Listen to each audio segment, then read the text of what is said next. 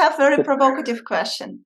If a client comes to you and you see that he has really bad architecture, can you teach him how to do like a good sketch for a bad architecture? Or will the process of sketching and working on this project will eventually change the architecture because of the work that you did? They don't have a very good project, and we started to help them how to develop a better project with the certain questions to ask them, and they suddenly saw that this is not a good solution for the client. So they eventually rebuild the project. So they rebuilt it. Wow, that's huge. So well, hello, my dear creatives. And today I have a very, very special guest, Dalibor Dzurilla. Welcome, welcome, welcome. Dalibor is from VISUIN. So let me tell you first a couple of words, like a quick intro about Dalibor. And then we will ask him all of our questions. So, Dalibor is, actually, Dalibor is on a mission. He he accredited the study program about presentation at ARCHIP school in Prague. Currently, Dalibor is working on research for his Ph.D. about digital sketching as a communication tool for architects. On Dalibor Instagram, you can see that he works in Institute of Effective Representation of Architecture for Architects. Save time, money, and your future you. Actually, Dalibor, this last phrase, it really like triggered me. Can you, like, as a first question, like, can you maybe tell us more why you decided to give like this description? Because it's really very attractive, like save time, money, and your future you. What do you like mean? What's the like story behind this phrase? Yeah, definitely. Well, the future you, we usually work with architects or with the landscape architects, and they have a huge problem with time management. That means that they are usually overkill the time consumption for creating some drawings or some projects. And this eventually means that they have to, or you have to, logically take some time and take some energy from somewhere.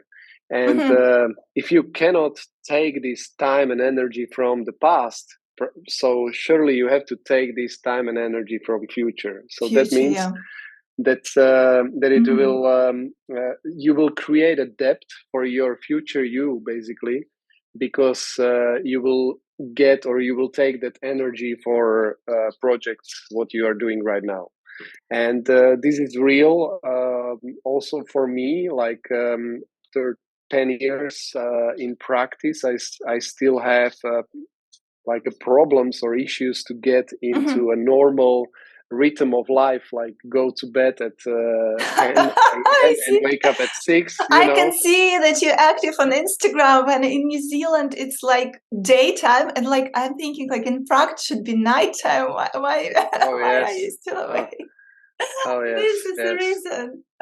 Architects, you're like night owls. You can work during the night, and sometimes project looks like it will never finish. Visualizations will never end. And like this perfectionist in you, it just never sleeps. He just never sleeps.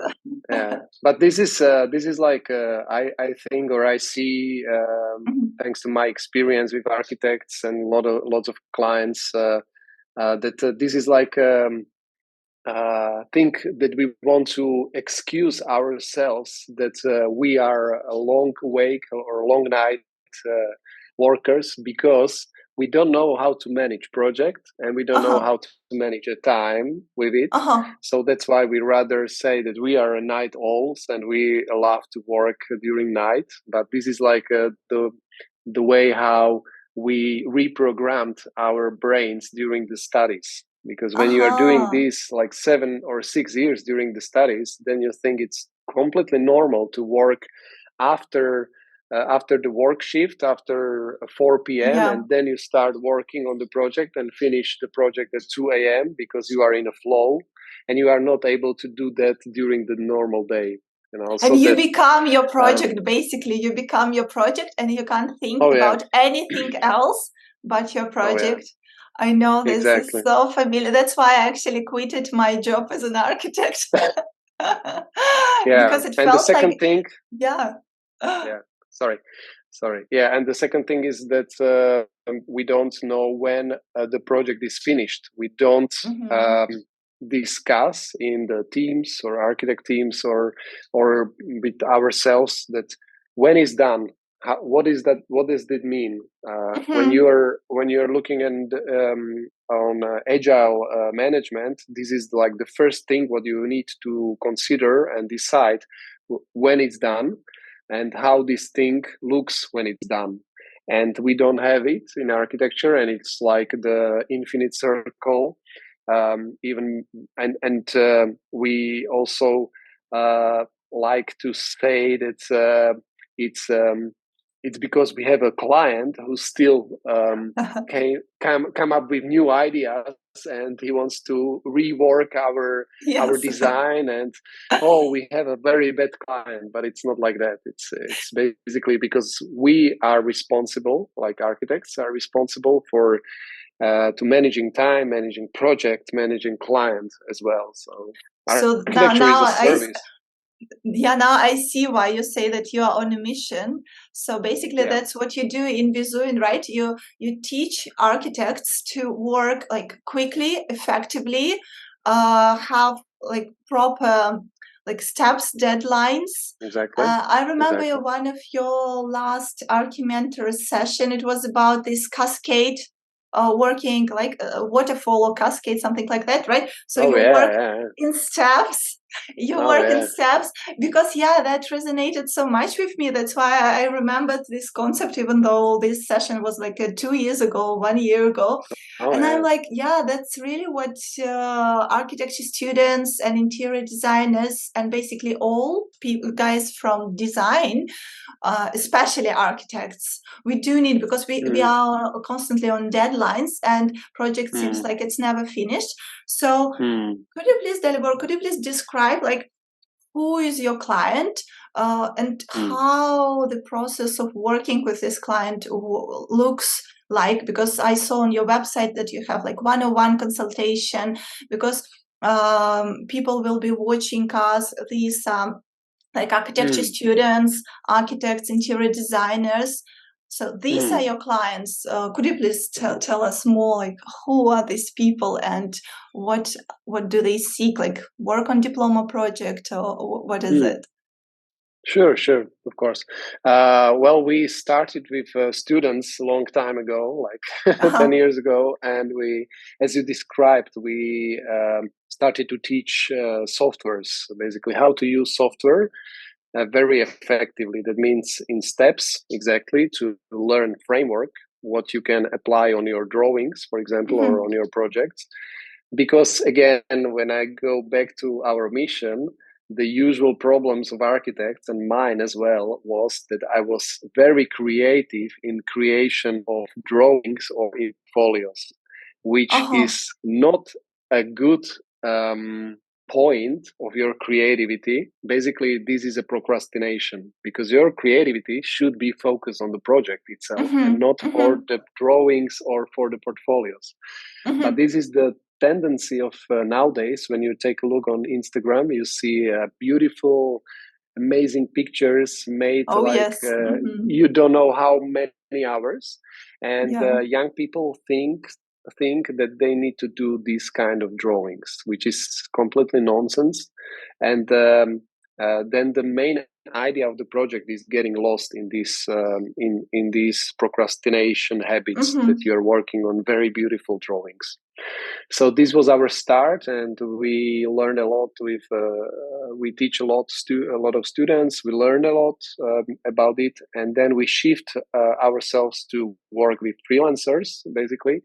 So yes, a lot of freelancers because they didn't have any software background during the studies, or they are in the time depth, or they are a little bit before the burnout, so they need to solve their situation. So they found us, or they look for some solution, so they can come to us, and we take a look on their presentational process in overall. So that means the time, the process, the technology, what they use, and the identity, what they have, and if this identity is somehow reflected in their work.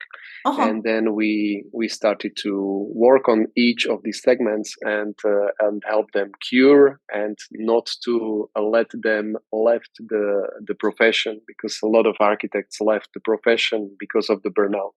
Yeah. So that was yes. This is our core core. So clients. Students, freelancers, and they come usually with the projects. With the projects like what is it, like museums? Is it like I don't know, playgrounds? Oh yeah. Or what is that, like apartments? Apartment buildings? Yeah, basically whatever scale of the project, they can come with anything.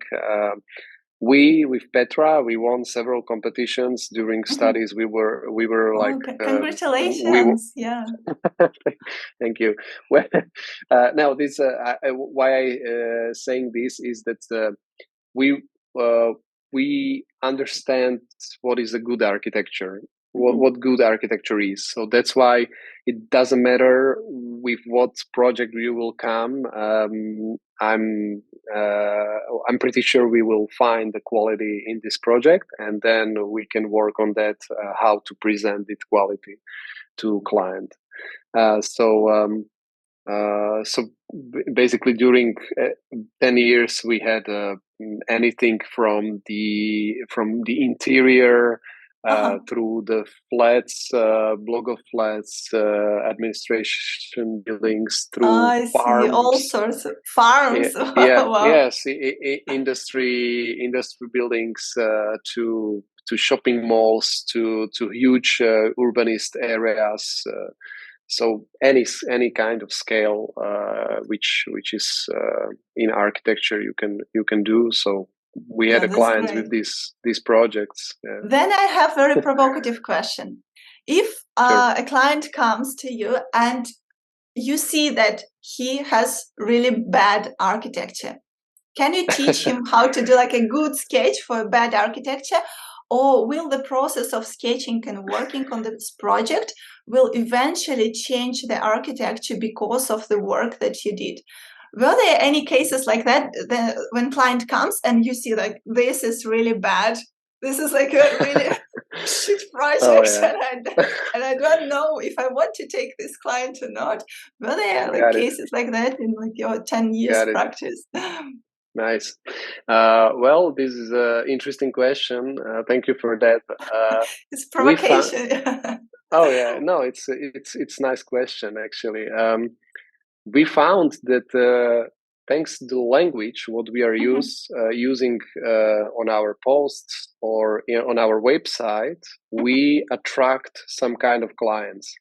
And several years ago, I have to say that we had let's say weak clients, which they don't have a very good projects, and we started to help them how to develop a better project with the certain questions to ask them, and they were in front of to this question, and they had to reflect that question, that how this will help your client, and they suddenly saw that this is not a good solution for the client.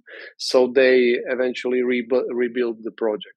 So they rebuilt it. Wow, that's huge. So that's they really rebuilt huge. The project because of the questions. The consultation. Yes, thanks to questions, because we saw that this is not a good way where the project goes, and the architecture is like you can take a look for 360 degrees basically on each project. So it really some project can look really bad from some angle and very good from a different angle. So this is very common why people do, or why architects do visualizations from the certain angle, because here is Yes, very good, you know. yes, yes, So yes. this is something what I don't like, actually, because yes, it's lying. That's why I like. But overall, you should represent, or you should introduce your project from several different angles, Mhm. and these angles should be aligned with the client's needs. So that's the main intention of what Ideally, we are doing. probably like 3D, right? So something like 3D Yeah, rotation that you can't lie yeah, when it's like 3D and it's rotating, and your client and his client can actually see what's happening for yeah. real. Yeah. Yeah, that's why we love the physical models still, because Hmm. when you show a 3D model to, or the physical model to client, he will suddenly rotate the model for himself Uh-huh. where he wants to take a look. So this is very interesting behavior of clients. And yes, the 3D model of digital is sort of substitution of that. So Hmm. yeah, you can use AR and to show the clients a virtual model, let's say, and he can take a look from different angles where he wants to take a look. But what I was saying in the first place was more symbolic way, that you have a different perspectives on the building, Hmm. also in ideation perspectives. That means that clients can have some investment perspective, but also Yeah. some sustainability perspective and some design perspective. So that doesn't mean that you will show only the entrance of the building, because this is always only about the design. But Yeah. architecture has so many different layers which you should represent. And this is again the next thing which what bothers me, that when you take a look on Instagram, you still see only this design layer, Yeah, only like nice pictures, you know. facial. Yeah. Yes, facial Yeah, only. exactly. And you don't see these under layers, like yes, the sustainability, Function, investment, aesthetics. function. Yeah. Yeah, exactly. Yes, or I how love it. their Yeah. users, yeah, Hmm. how their That users is will use it. so So beautiful because yeah, basically you're making the like world more aesthetically beautiful because like you don't definitely, let like bad architecture to like slick through to go through due to the exactly. questions. Because I remember the earlier stages when I just graduated from art academy, and I had one of my first clients. She was like really very, she was so rich, but she wanted like bedroom when everything is like in dark red velvet with Swarovski strasses, you know, these like little Nice. diamonds.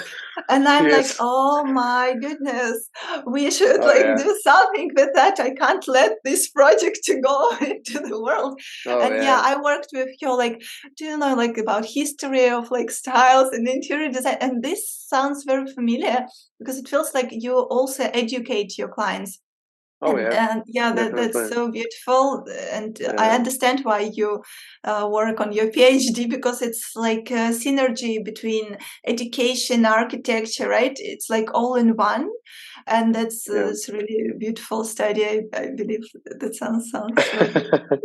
Thank Okay, you. Thank you. my next question. Yeah. Advice for beginners regarding soft. We've already mentioned soft, right? So, Procreate, Morpholio, or concepts? What's your pick? Because My it's like a favorite. battle now on Instagram, like Morpholio, his Procreate versus concepts, and Oh like yeah. beginners, they're like, I have Oh, they that don't amount of know what to time that I use. can Oh invest yeah. into like learning a new soft. And Oh where yeah. do I begin? Like where do I start? So your Got it. Got advice, it. Dalibor. Yeah. I would start with the hand sketch, actually, or And with the sketch. Uh-huh. Yeah. or with the physical modeling, because you can learn. Uh-huh. You don't have any interface. You know, you have just the tool and your Mm-hmm. brain, and you have to do it. Everything with the iPad and other technology is like other layer above. And Mm-hmm. if you don't have this background, then it's really hard to. It doesn't help you to be a better architect with this. How to say? It's like you don't know how to walk, so you will buy a wheelchair, and you Ah, want I to, see. Mm-hmm. and you Yeah. want to walk. So uh, of course, I would start with definitely with the core principles in drawing, and to learn how to draw from imagination, and to draw and in the correct perspectives if you want to represent something to clients. And during my expertise or profession, when I was as an architect, realizator or designer, when I designed projects, usually we were on site, and I had to draw something on a wall for a client to explain him how we will deal with this space, or how we will deal with the detail, which was the issue in right now. So that's why if I couldn't bring any iPad, because there was no iPad. Yeah. I couldn't bring a laptop and show him and click with my mouse somewhere, So yeah, and actually clients, they really love when you draw right in front of them, because it means that you have a artistic background, you're professional. Yeah, because very often people ask me, Olga, if it's hard to draw in Procreate, and I usually respond that if you know how to draw by hand, you can draw in Procreate. You just need to learn these brushes and quick commands, and that's it. But you didn't answer the question regarding Procreate concepts or Morpholio, because I know a lot of beginners will watch us, and at least for me, it was a big question: with which program do I start? Of course. Yeah, I have in my iPad 178 applications, so I can tell. I can honestly tell you, because I teach architects how to use technology, so that's why I have to try everything. To know it, yeah, it's exactly. I have to try. Yes, exactly. I have to try and to. And when I try application or app, I have to go through some evaluation framework which I set up for me. And as I tell you that there is some sustainability, there is some speed, there is some non-destructibility for me as a creator, for the design to quickly edit stuff, etc.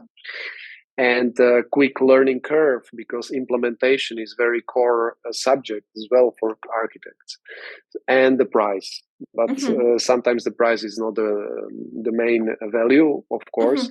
So according this is some kind of framework. I have several other properties, let's say, which I try to evaluate. So after 1 hour, I know if this software or app has a future for me or for architects, for my clients, or not. So I tried, of course, Procreate. I tried Morpholio. I tried Concepts. And the winner is. And the winner is the Concepts. As you might expect, because I had a class as well on sketching retreat in Concepts, and. The reason is that when you are working in Procreate, you are limited on the artboard, which is not what architects need. Procreate is great for illustration. Like you sit somewhere and you try to do an illustration. That's amazing. Okay, you can work like. But architects work in some design process, design thinking. You need to have no boundaries. So like endless canvas. Endless canvas, exactly. So this is the biggest issue. Also, with Morpholio, you can zoom out, of course, and place another huge trace paper and draw there. But I don't like not able to edit what I draw, because it's raster.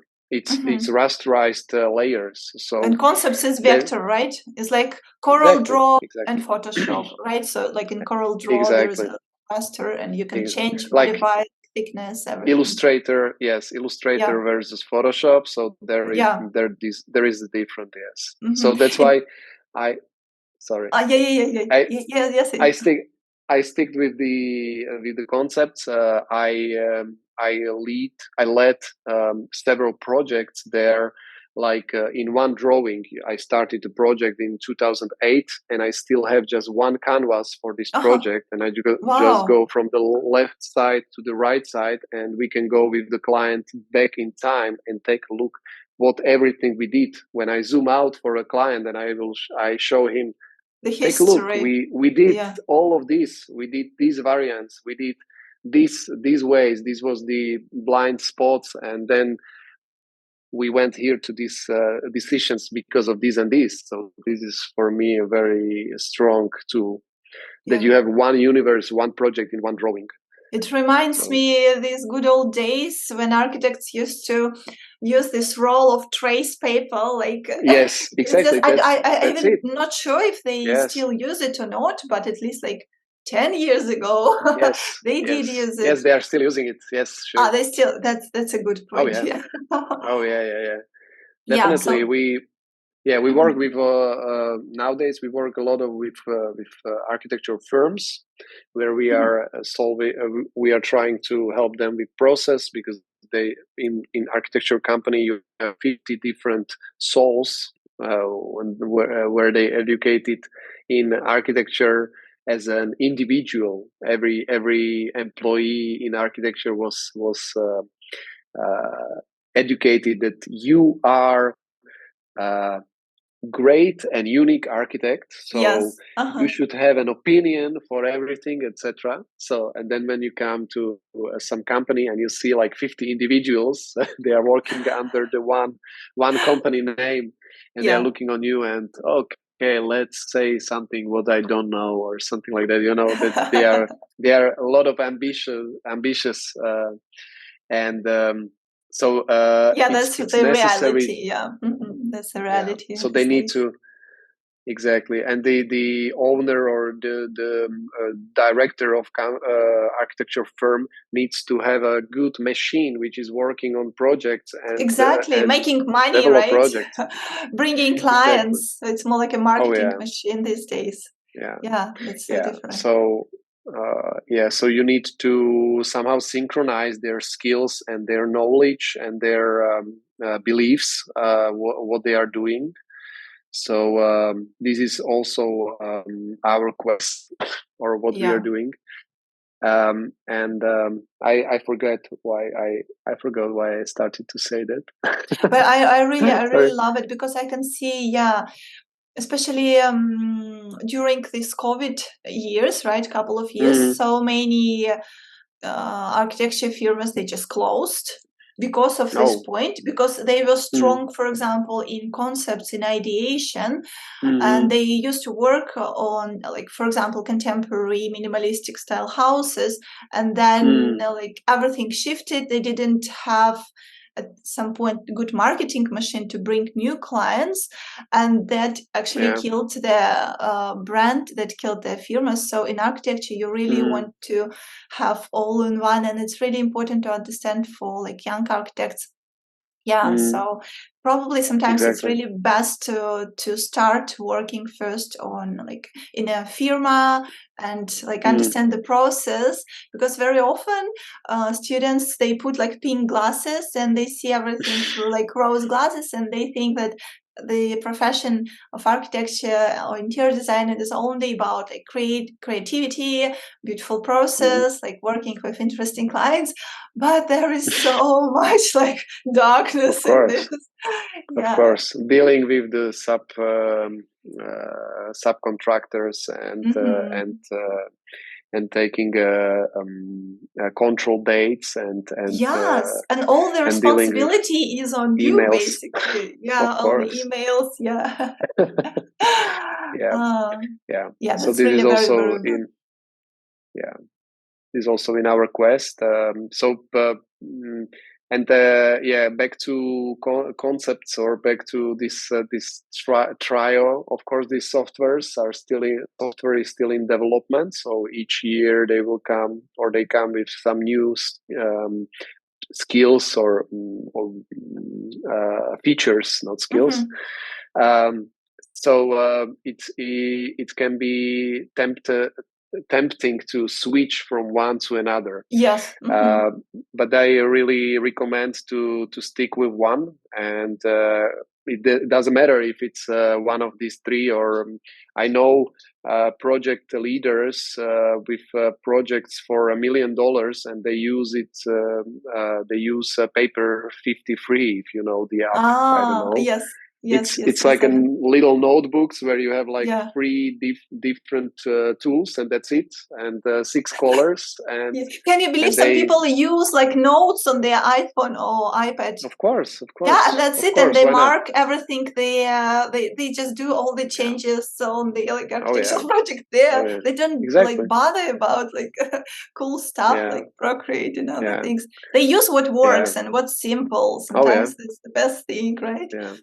Yeah, because the biggest problem is not the best application, to choose the best application, but the implementation is the problem. How long does it take you to learn it, and how to implement it into the long process, which is architecture, where you need to draw something, where you need to analyze something, make a concept, so make a variance, where you will do all this stuff. So it's not only about that you will draw one beautiful, nice picture. But it's about to quickly find things, quickly annotate things, quickly edit what you draw, and quickly develop something else and send something to client, etc. So be that's very a real effective, architecture. Quick and up to date, and especially in 21st century, right? Yeah. That is so but it's interesting. Not so sexy. Yeah. So it's not so sexy like one picture. No, architecture, it's like very, very broad. It's a process. That's why people study architecture for years and years and years. It's not like one summer and you are an architect after this online course on architecture. No, it's like a really long process, guys. All right, Dalibor, thank you so much.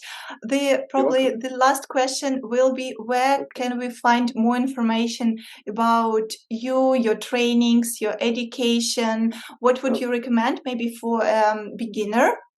Which of your online courses or products to begin with? I saw very interesting name of the product on your website, something like 10 or 5 scenes of portfolio, something like that. It was really very interesting. Oh yes, scenes, 10 scenes in portfolio. 10 deadly scenes, in portfolio. 10 deadly scenes, which will kill your portfolio, and yes. That sounds so interesting. Very, very exciting. Oh yeah, these are projects with David back like 3 years back. With David Brazil. Oh yeah, we did. We started with the Archimentors Summit, where David is basically my students of ours. He went to VISUIN when he was a student, and then he left Czech Republic. He went for another to Denmark. Country. We met in Denmark with David. Oh wow, nice. Yes. So and now he's back here. So. I really appreciate that he still try to bring me or us to his projects. Even we are more focused on Czech and Slovak Republic, because we are more focused on local. But during the COVID, we went completely digital as well, and because I'm teaching and guaranteeing the presentation module on ARCHIP school, so we started also develop the English or international services or products like courses in English. So you can reach us on VISUIN.com. VISUIN.com. VISUIN.cz. Yes, we had a com, but now it's .cz, like Czech Republic. Yes, Czech Republic. / /eng, like English site. In English, But when you will write VISUIN.com, you will find us as well. It's like the first page, and you will click to the Czech language page, and then you can go for English. I'm so happy. Like, we're so lucky that you decided also to introduce like English language to your educational projects, because I believe the world needs you. You're on a mission. Thank you. And yeah, we Thank need you. you. Yes, We need yes. more architects Oh, who get familiar with what you do, with your work. yeah, Yeah. exactly. Our job will end when everyone know what is their idea, what is their vision in architecture, and how to present everything transparently and Wow. sustainably. So then we Wow. will. So hope we will make it Wow. in That's a one life life. mission. Yeah. That's a Of course. Yeah. beautiful mission you have It's to work on. yeah. Thank you Yeah. so So much, Dalibor, for today's you're welcome. conversation. I got so inspired. Yeah, I hope to catch up Sure. one day Perfect. again with you to discuss new topics, maybe future of sketching. But for today's podcast, that's it. Thank you so Definitely. much. Yeah, You're and welcome. yeah, I'll be checking your Instagram constantly, checking your Thank products. you. Yeah, and thank Sure. you one more time for your time. Yeah.